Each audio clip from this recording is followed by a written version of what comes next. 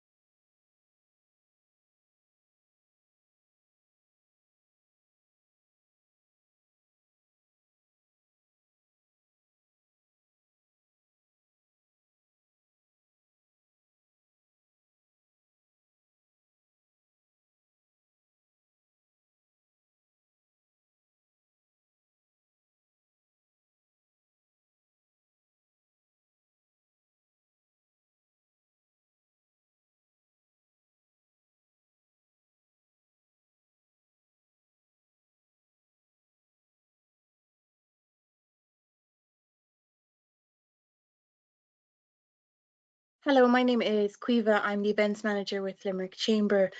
We're delighted to work with Action Point with Finian and Peter to deliver today's webinar, and we hope you take a lot of helpful tips from today. I'll leave you in the capable hands of Peter and Finian now. Hi guys, how you doing? Peter Hunt here from Action Point. I'm the head of marketing.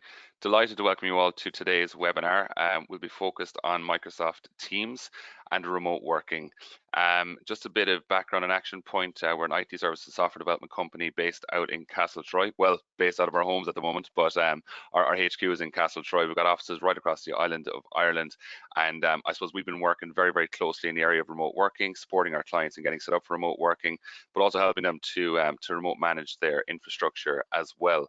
The topic of today's webinar really gets to the core of remote working, how to do it more effectively using Microsoft Teams. If you have any questions at all during the webinar, please just leave them in the questions box and we'll endeavour to get to as many of those questions as possible. I'm just going to give you some background on our speaker, and I'm going to let Finian take the reins from there. So Finian Nally is the head of Microsoft Cloud Solutions here at Action Point. He leads the Microsoft practice across Azure and Microsoft 365. He's very well positioned to talk about today's subject, which is the area of Microsoft Teams. So without further ado, I'm going to pass over to Finian, and we hope you enjoy the webinar. That's great. Thanks, Peter. Thanks very much, everyone, for joining us today. On the topic of Microsoft Teams, we're going to cover a few different aspects. We're going to give an overview of what's going on and how Teams actually works. We'll dive into specifically how that can help with remote working. And we'll also touch on how you can be successful using Microsoft Teams and with remote working. And as Peter mentioned throughout the presentation, if you want to post your questions in the questions box, and we'll answer them all at the end. But I think before we kick off, I might just get Peter to pop a poll up on the screen, and just to get a sense of kind of what things are like out there right now, and what your own opinions on remote working are right now. So if you wouldn't mind just taking a couple of seconds just to answer the question there. If COVID-19 restrictions were lifted, how many days per week would you opt to work from home once some level of normality returns? And we'll just give a couple more seconds for you to complete that poll.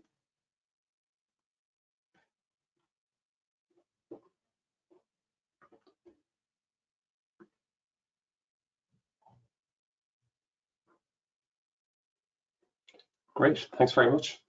So in thinking about, I suppose, where we are today and maybe looking at the past just a little bit, this is a slide I've been using for probably around a year to 18 months when I've been speaking with customers, and we spoke about how companies' needs are changing, around how the needs of individuals are changing, and that, you know, by 2020, 70% of employees will be working remotely in some shape or form. You know, 56% of meetings will have at least one remote attendee, and a third of meetings will be 100% virtual in nature. But the reality is now is that in the last 2 months, those numbers have been completely blown out of the water. Everyone, you know, the vast majority of employees who can work from home are working from home.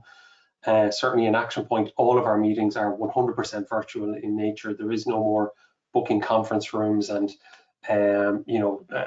huddling together in various parts of the office.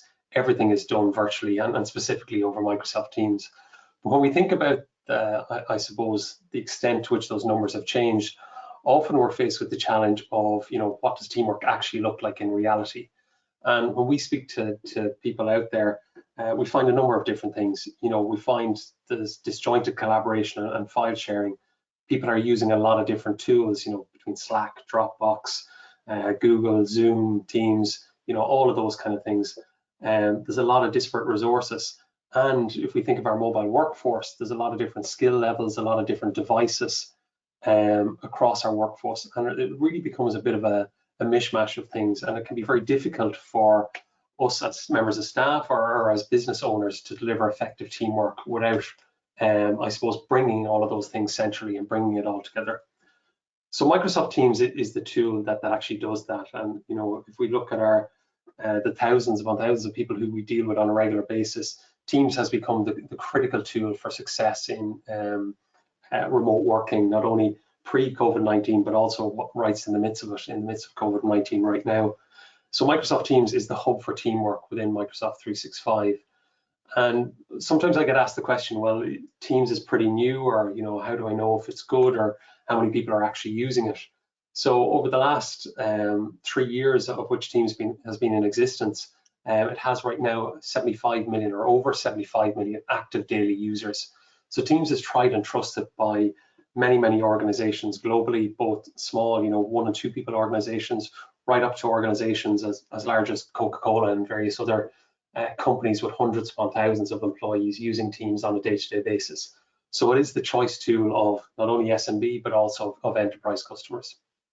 So what features are in Teams? I'm going to touch on them briefly, and then I'm going to go into, I suppose, a live environment thereafter, just to give you a sense of how it works in reality. So first and foremost, Teams delivers one-on-one instant messaging and group chat. So if we think about how a lot of us communicate already and maybe in the past, a lot of that is done over email. So, you know, quick one-liner emails. Have you got this piece of information? Can you send me this file? You know, I'm off next week, whatever that conversation is. And often a lot of that gets siloed over email. What Teams does very well is it takes that information out of email and puts it into context using one-on-one chat. So we're able to chat directly with the individual, but we're also able to see other key information. For example, is that an individual online? Am I actually going to get a response back? Or are they online but maybe away from their desk? So maybe I should expect a delayed response. And, you know, if it is something urgent, you know what, now is the time to pick up the phone and actually call them. So it's giving me a lot of real-time information, not only on a one-to-one basis, but also on a one-to-many basis with the group of my team. What I'm also able to do from there is elevate that one-on-one conversation or that one-to-many conversation into a powerful online meeting. So a simple one-on-one video conference call, or even a video conference call with hundreds of people on it, with my colleagues, with my partners, with my clients, whoever the case may be, is I'm able to give that, I suppose, real interactive experience with relative ease with Microsoft Teams. I no longer have to worry about going and finding, the conference provider that we use, the PIN numbers associated with that. Through one tool, I'm able to deliver effective video calling very, very easily. In addition to that, it also has full-blown enterprise voice and calling features. So I can use Microsoft Teams as my telephony platform, be it on my mobile device, be it by the application on my actual laptop or desktop, or even I can have a cell phone behind me that is integrated with Microsoft Teams. So it gives that full telephony experience. Another thing to highlight is the fact that Microsoft Teams is built on Microsoft 365. So all the Office apps that you're using on a day-to-day basis, be it Excel, be it Word, be it PowerPoint, are all integrated seamlessly into Microsoft Teams. So I'm able to access my files, I'm able to have a conversation around those files, I'm able to collaborate around those files with my colleagues or with external parties as needs be. So a very, very effective tool for collaboration. But I think one of the key advantages of Microsoft Teams is that it delivers that powerful platform experience. And Microsoft have acknowledged from day one that they realize, or they understand, that most of our businesses are not just Microsoft houses, or you're not just using Microsoft only software. Chances are you're using a range of different providers, be it CRM systems, account systems, ERP systems, etc., etc. So Teams allows integration across multiple different types of software providers and allows you to surface that information centrally with ease. Another key point is the evolution of Teams and the evolution of Microsoft 365 as a whole.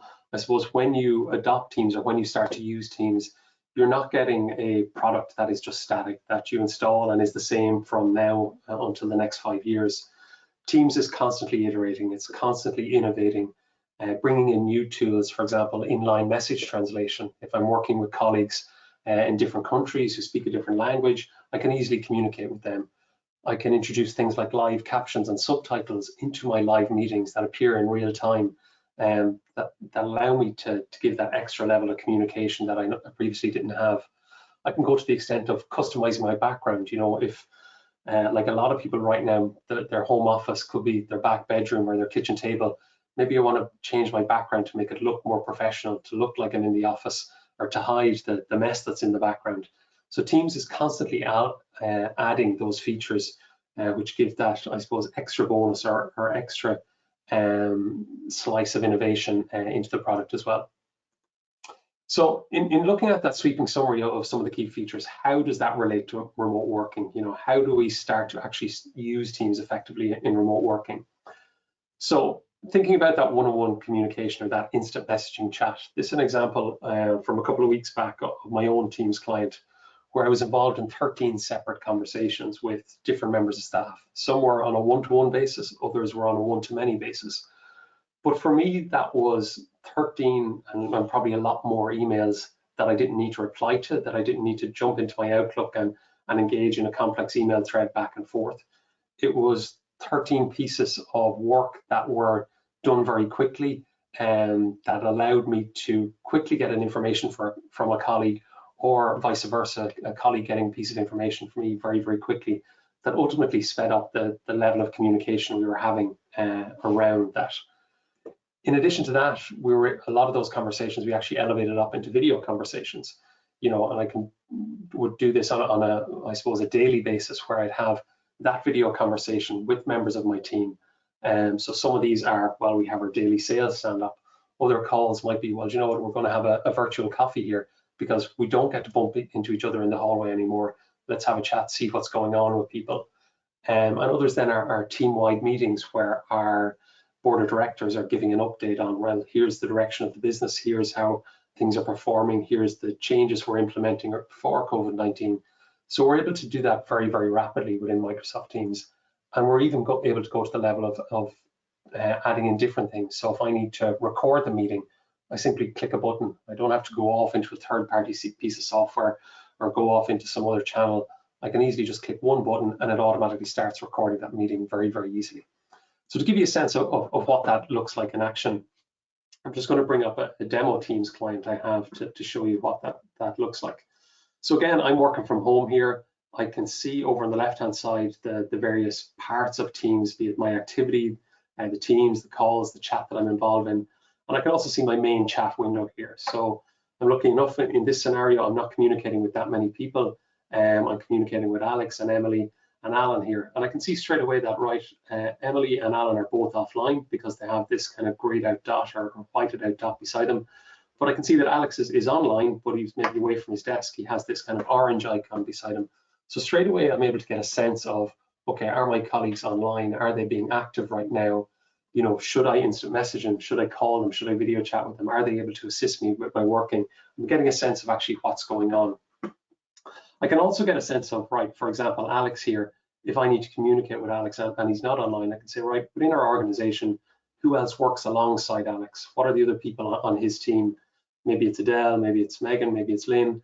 I can easily see who else is there, and maybe some of them are online, so I can easily communicate with them. And what I can see has changed in the last couple of seconds is that Alex's dot has now moved from orange to green. So that means he's online, he's available. I can probably send him an instant message and I'll get a quick reply back. So I'm just going to type a message, hey Alex, we need to discuss some comms about opening up next week. Can you jump on a call? So Alex gets that pop up and instantly he's able to reply straight back with a quick line of text, sure, I'm free right now. So straight away, I'm getting that instant communication across my colleagues, across, you know, it doesn't matter where they are. If they happen to be in the office or if most likely they're working from home, I'm able to get that instant communication. But if we needed to elevate that call up and say, well, actually, do you know what? Chatting back and forward over instant messaging is great. It's quick and effective. But if we start getting into a long conversation, maybe it's not an effective use of our time.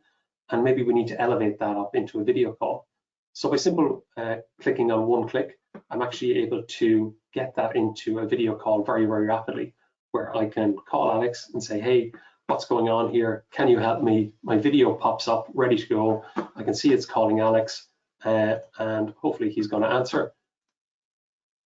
No, he's not, because I'm on the demo account. But it gives you that sense of the ability to communicate. There, it's answered there now. So now I'm able to use that video call. I can instantly do things like start recording the call, or I can decide, well, do you know what? I want to share my screen. I'm working on some PowerPoint documents here. Let's share the screen and let's work together on that particular document. So very, very easily, I've gone from sending a quick instant message to having a quick conversation to a video call to sharing my screen to working very, very collaboratively together. So it means the speed of which I can communicate with my team, it becomes a lot quicker. And I'm no longer having to worry about, well, do I have someone's mobile number?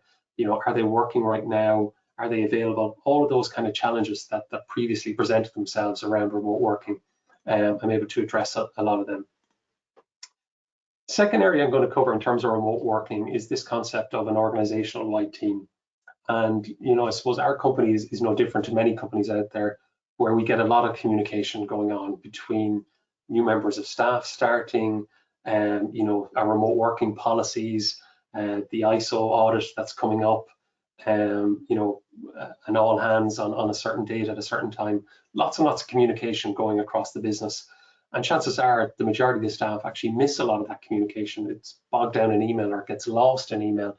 And the reality, we would even see it ourselves, you know, how many people read the mails that come in from HR, the mails that come in from finance, the mails that come in from directors. It can actually be very, very low. And then thinking of this idea of remote working where we're all right now is how do we start to communicate effectively? So what Teams has the ability to do is deliver what's called an organizational wide team. This gives me a place where I can communicate out to my entire team, be it key pieces of information, be it updates on COVID-19 or anything going on in the business. But my employees can consume that whenever they're ready. So we might have some employees who are working 9 to 5 as normal, and they can jump on that whenever they want. Or we might have other employees that are working much different hours because they're minding their kids during their day, or their partners are working as well and they have to balance the kids and their partner's commitments throughout the day. So they don't get to consume that information during a 9 to 5 window. So using an organizational wide team, I'm able to communicate that out very, very effectively. So if we jump back into the demo tenant here, I can see what that actually looks like. So we have our team here, and we've set up a company-wide team here, and we've called it My Company Hub, for example. So within here, we can see we've set up a number of channels. One is around our company updates, what's going on around our opening times around COVID-19, what's going on around training, around using the tools. Maybe we need to request some new equipment. You know, maybe I've just started remote working and I only have a laptop and I need a screen and a webcam. I can easily go in here and request that from someone within the business very, very rapidly. So it allows me to get that information on demand when I want it. We might have other information here around, well, actually, let's put in details around COVID-19, how to wash your hands effectively. We have Alex commenting here to say, well, actually, all our stores are back opening from Monday week. It's great. So it's a piece of news that is important to me, but that Alex didn't need to pick up the phone to, he didn't need to send me an instant message or anything like that. Now I become aware of when the stores are actually opening up very, very easily and very effectively. Even down to the level of HR, we can say, okay, well, let's put in all our HR information, the Bike to Work scheme. We'll have a link into our HR system, which will allow people to book annual leave. Maybe we'll have a link off to revenue so people can go in and check the revenue status given many of the changes that have happened during COVID-19. And maybe we'll have some files that are also relevant to people that they can easily access. So we can see, using this concept of an organizational wide team, I'm delivering all of that communication that typically, or even that knowledge that gets lost across the business. I'm delivering that in a central place using a tool which everyone is using, that being Microsoft Teams. And it means people can consume that very, very easily.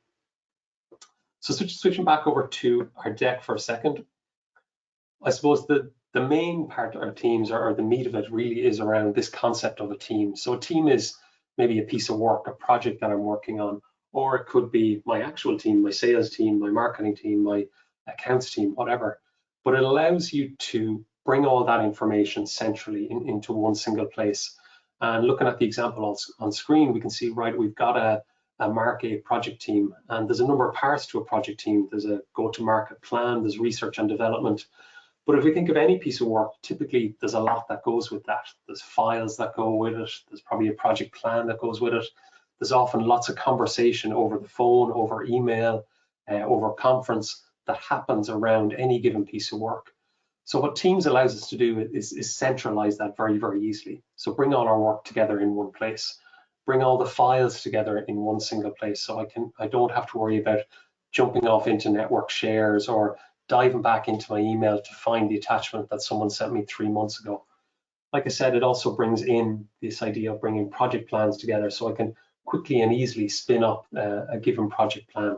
And I can even go much further than that and extend it further, bring in reporting in, maybe bringing in some Power BI reports or something like that. So again, I'm getting all of that information very, very easily. Again, thinking about how we're working right now in terms of everyone working remotely, it means that members of my team can, I suppose, deliver their work on a given project or consume parts of a project, consume the new information on a project whenever they need to, you know, again, in that 9 to 5 window or outside of that 9 to 5 window. So if we look at an example on this here, is again, we have our product launch team over here on the left-hand side. I can see I've set up a number of different channels that are associated with that. I have our go-to-market, I have our legal and compliance, I have our web and social trends. So we have a lot of different channels which allows us to categorize or focus in the conversation around that. So we can see, you know, our go-to-market plan has developed here over a period of time. There's been a number of meetings around that.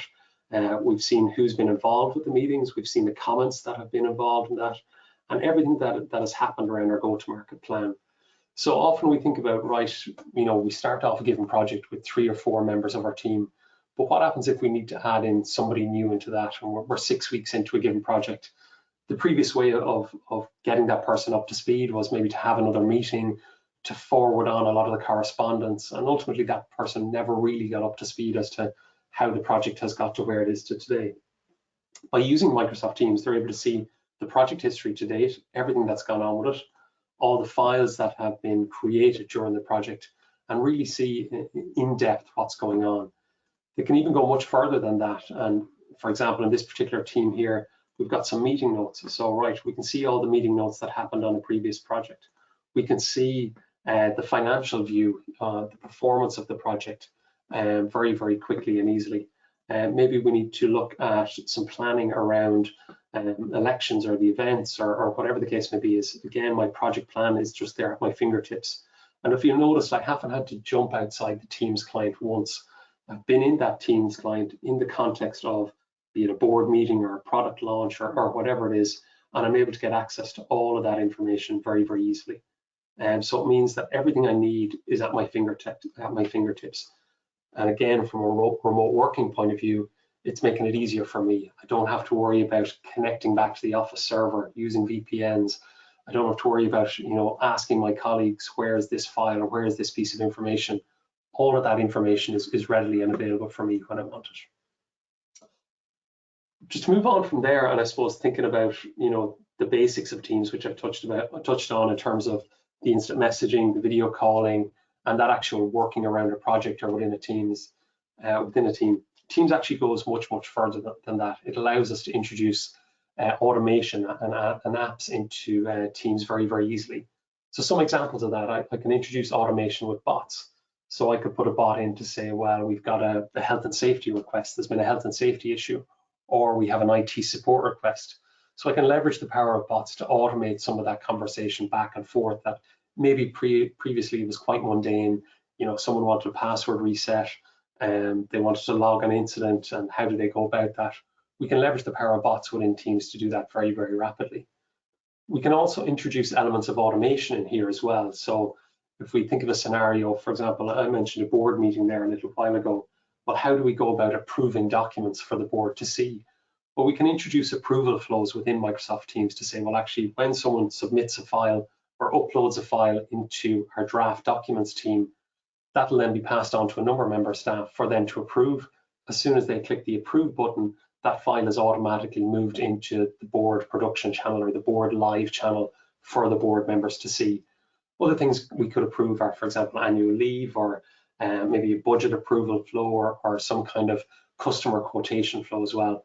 So again, we can really, really easily add in that level of automation to make things easier, to streamline things and introduce that automation across our teams. We can also go much, much further than this and start to add in customized apps. So if we think about the many paper-based tasks across our business right now, and even the many challenges that people now face, delivering apps or delivering things that help people do their job better, in the past was often a challenge. Do we have to go and write a big piece of software? Do we have to buy something expensive off the shelf? How do we go about addressing this little niche or this little bugbear that we have? And within Teams, we can use something called Power Apps to actually develop apps. So the one you're seeing right now was developed by Microsoft 2 months ago, a crisis communication tool. And it really came at the start of the COVID-19 outbreak when people were wondering, right, in my business, wouldn't it be great if I had a place for emergency contacts, links to company news, some helpful tips around COVID and FAQs, and had that presented very, very neatly for my team.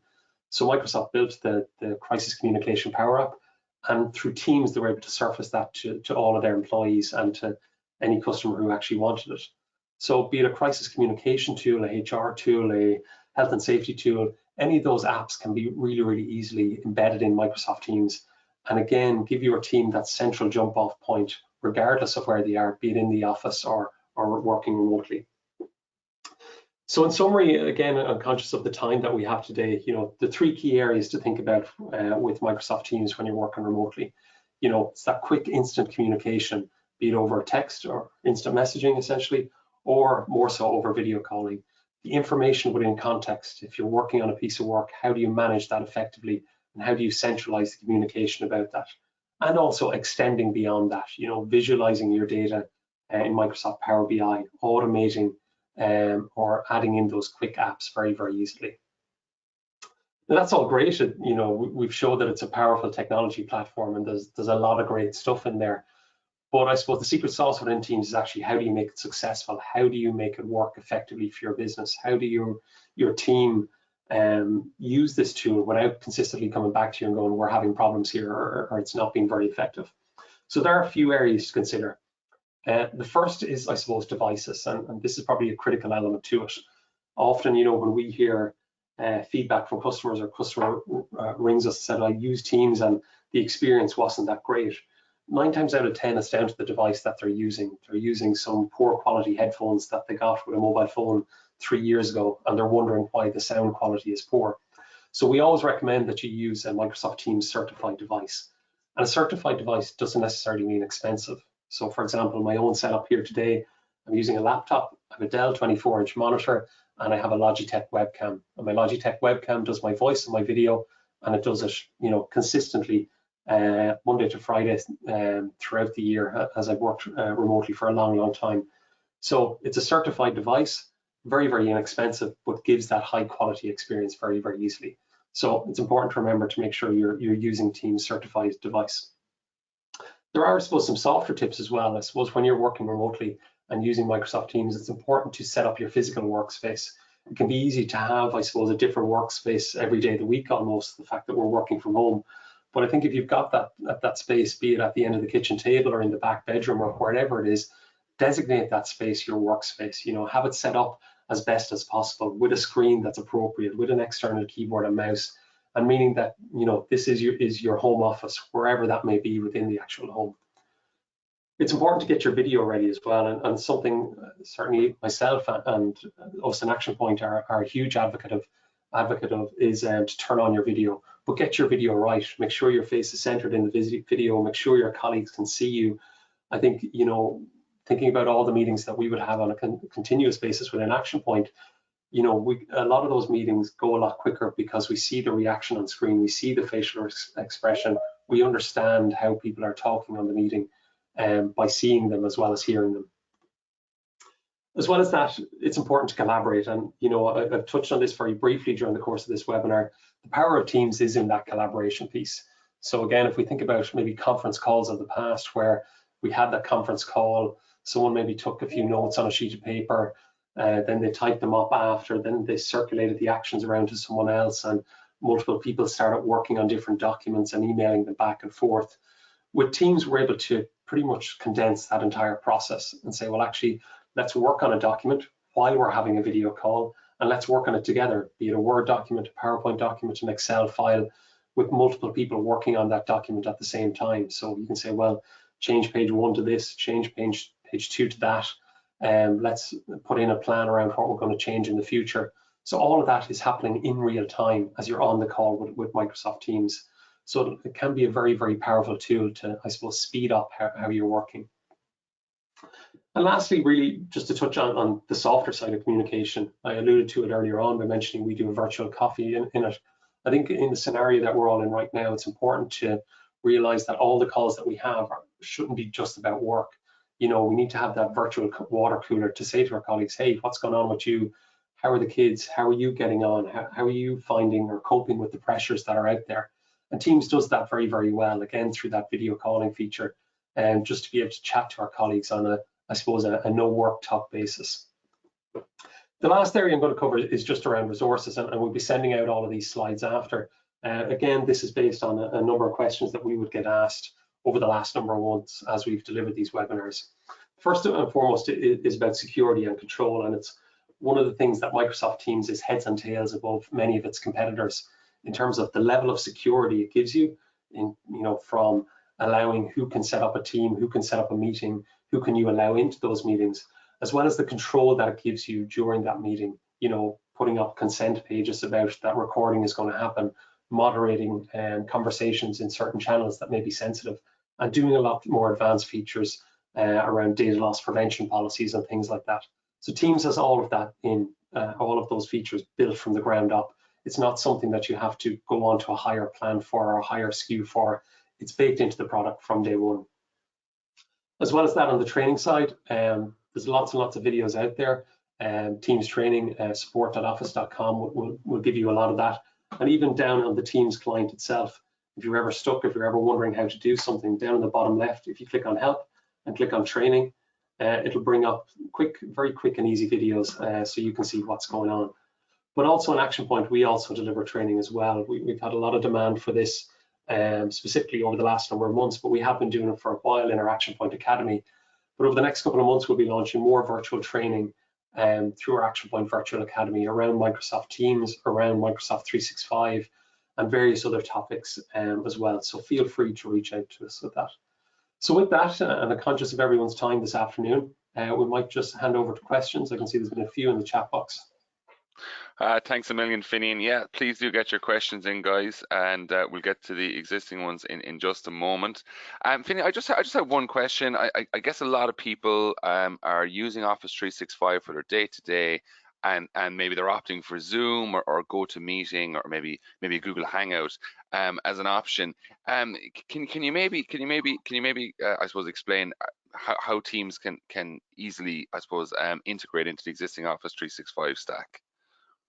Yeah, so Teams, I suppose, is an intrinsic part of it. And what Teams tries to do is not replace anything that's there at the moment, but I suppose front-end it. So, you know, if you're using OneDrive or SharePoint already, Teams is just front-ending that. It's not actually introducing some new file sharing service.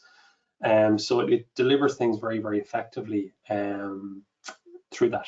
I hope that answers that. Or is that what you're getting at, Peter? Yeah, that's exactly it. That's exactly it. Yeah, I suppose it's just the queries are coming in around Zoom, different platforms, and I suppose I'm trying to get across is maybe the simplicity of using Teams as an Office 365 user. Yeah, I'm going to jump on to as well to just jump in on that a bit more is you've probably seen by the demo client that I brought up there. I might just bring that up for a second. Really, the simplicity is baked in. You know, if we look over on the left hand side, the limited number of options. I'm either in chat or I'm either in Teams, or I can jump into my calling features very, very easily. So for me as an end user, it's very, very intuitive to know, okay, I don't have to go into 101 different menu items and those kind of things. As well as that, I can see who my colleagues are. They're already built in there, and I can see what teams I'm part of. And even down to the level of saying, well, the notification aspect. So in other words, I can see that some of these teams have been bolded and others have not been bolded. So instantly I'm drawn to the ones that have the bold icon on them. And the reason they're bolded is because someone has added some new content in there. They'd also show up red if someone had called me out specifically, asked me a question, asked me to do something. Some of these will be highlighted in red. So again, from a focus point of view and ease of use point of view, I'm drawn to the areas that are most relevant to me very, very easily. Which is important just to avoid distractions. So I'm going to jump in here. I have a couple of questions from Dorothy, so I might address them one by one. Dorothy, thanks for asking the questions. Who sets up the channels and where is it stored? Is the first question from Dorothy. So in terms of who sets it up, that's an it depends. So some organizations, or I suppose most organizations, would allow the team owner to set up the actual channels. So if I've set up a given team, as the team owner, I decide what the channels are. In terms of where it's stored, there's multiple components behind the scenes within Microsoft 365. Parts of it are to do with Exchange Online, other parts are with SharePoint Online, other parts are within OneDrive. But I think the beauty is from an end user point of view, it really doesn't matter, or you shouldn't really be concerned as to where things are stored, assuming your admin or your IT company has set things up properly and is doing all the necessary around that. So perfect. I suppose in terms of managing that on a day-to-day basis, a lot of organizations, I suppose, adopt the policy of trust. In other words, we trust that we're going to train our employees properly. We're going to tell them how to use the tool, but we trust them to use it effectively so that there isn't a free-for-all at the end of that. Now, naturally, that can happen where, you know, some people, you know, go off the rails and don't abide by the company policy set up. So sometimes you do need to roll it back, either at an admin level, controlling who can set up teams and sites. But for the most part, in the majority of cases where we've rolled it out or where we've seen it adopted, the success has been around that early planning and the training with employees, and generally is successful thereafter. Thanks, Finian. Yeah, I just want to address some of Dorothy's other questions there as well. Yeah, how do organizations create managed SharePoint sites so the staff do not have free-for-all, so that retention is applied to the data? And then the final question from Dorothy, maybe you can couple these together, is external sharing. How does that impact the security of your data?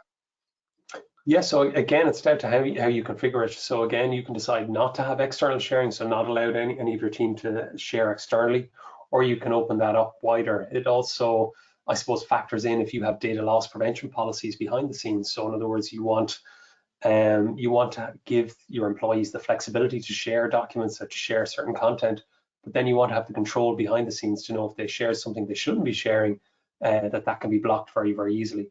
So I think it's a combination at an admin level in terms of the data loss prevention features and the policies that you turn on and off, and as well as that, the education of the employees, telling them what they can and can't do. Good, thank you, Finian.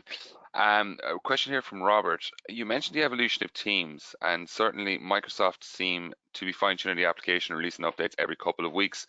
Are you aware of any features that Microsoft are releasing in the coming weeks? Lots, I suppose, would be the continuous answers to that one, Robert. Yeah, like Microsoft, I suppose, are doing more than fine-tuning. The Office 365 or the Microsoft 365 suite as a whole is not something that is set in stone. There is a broad roadmap around it that they would look at 6, 12, and 18-month roadmaps, which can be seen online. If you Google Microsoft 365 roadmap, you'll see the information there as to what's coming down the track. But they actually, I suppose, accelerate features or develop features quicker based on user feedback. So user voice is an online tool that they use where anyone can go and say, listen, I want this feature, and you can vote for a feature. And the more people that vote for it, the chances of it going into production much quicker are more realistic. So an example of that is last month, for example, Teams video calling feature was limited to 2x2. So a total of 4 video displays being displayed at the one time. And I think it was back at the start of March that feature had about 4,000 votes on the user voice forum. As of today, it has 40,000 votes. And I think it was 2 weeks ago, Microsoft announced that they'd accelerated that feature and that it's gone into production into, I think it's a 3x3 video screen that they have now, and they're going to increase that in time. So what we've seen with that respect is we've seen the volume of videos being displayed on the screen at the one time has increased, but it's been increased based on actual user feedback. We're also seeing more things about, for example, being able to raise your hand in a meeting, more features of live events coming. The list, to be honest, goes on and on. So I think have a look at that Microsoft 365 roadmap, and you'll see many of the features there. But if there's some specific features you're aware of, Robert, that you'd like to see, or that you're inquiring about, feel free to reach out. I'll just put my details on the screen as well, so you have my contact details. Brilliant. Thanks, Finian. I have no more questions right now. So guys, if you do want to get your questions in, we'll be here for as long as we need to be. We really use these sessions to, I guess, give people or answer as many questions as we possibly can, and kind of help, I suppose, help assist people in some of the remote working requirements. I'm just going to pop up the poll because I think there's an interesting trend developing as employers look to, I suppose, in time in the future to implement remote working practices. So the question was, if current COVID-19 restrictions were lifted, how many days per week would you opt to work from home? The vast majority of people, they're picking 2+ days, which is interesting. I was looking at research from the Department of Enterprise, and less than 40% of employers were actually actively had a remote working policy in place pre-COVID-19. So it really does raise the question, Finian, like, we've really fast-tracked the whole remote working movement, and I guess, is there any advice to employers as we hopefully get back to normal later on in the year? I think the key is really to engage with your employees, and for some, I suppose anyone who's new to remote working, there's really 2 strands of thought that I'm hearing out there. Some love it to a great degree or a certain degree, and some absolutely hate it. But I think the majority seem to be in that we like elements of it, and I think the survey reflects that in terms of, yeah, it would be great to work at home 2 to 3 days a week. I myself have been working from home for the last 4 to 5 years, and I've always tried to limit my remote working to 3 days a week at max, purely to have that human interaction contact or meet people face to face. But I think from an employer's point of view, they need to understand that this isn't a temporary thing. I think there's going to be an expectation for most employees, if there wasn't there already, that they have, or that their employer gives them remote working facilities and that they allow for it. And I think on the flip side of that, there needs to be an expectation from the employer side that people can be just as productive when working remotely, but we need to provide them with the correct tools, with the correct training, and it can work very, very well because you're eliminating simple things like the morning commute, the stress that people have coming in and out on a 9 to 5 basis, and I suppose you're delivering better well-being for your staff, and ultimately that's going to lead to a more performing business. Yeah, it's very interesting indeed, the remote working movement, and I suppose what the new normal will look like. I don't have any more questions, and I don't see anything else here in the chat box. So I just wanted to take a couple of moments just to maybe close out on today's webinar. First off, I'd like to thank Quiva and the Limerick Chamber for inviting us on to present to the Limerick Chamber members. We obviously have very close ties with the Limerick Chamber as a member ourselves, but it is great to share some of our insights and hot knowledge, and we hope everyone benefited from it. And hopefully we can do this again at another time. There'll be a survey coming up after this webinar, and I guess it's a good opportunity for us to get some feedback. So if there's any topics that are particularly that are of particular interest, please leave them in the comment section of the survey, and we'll be happy to I suppose, mold content to facilitate your needs. I'd like to thank our speaker today, Finian Nally. His details are on the closing slide there. And for any more information from Action Point, do check out actionpoint.ie/remote working. There's some content tips and tools there that you might find beneficial. So that's really it from me. Thank you on behalf of Action Point. Thank you for joining the webinar today, and we hope to see you on another webinar again soon.